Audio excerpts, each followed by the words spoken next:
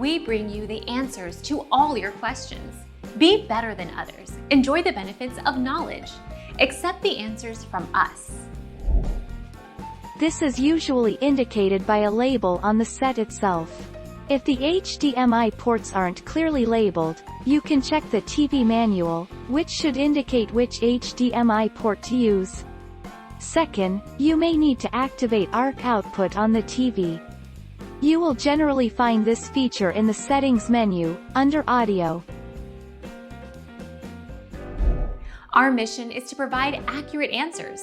We think without knowledge, it is impossible to live a balanced life. Be competent, be skillful. Thank you for watching. Don't forget to subscribe and hit the bell notification.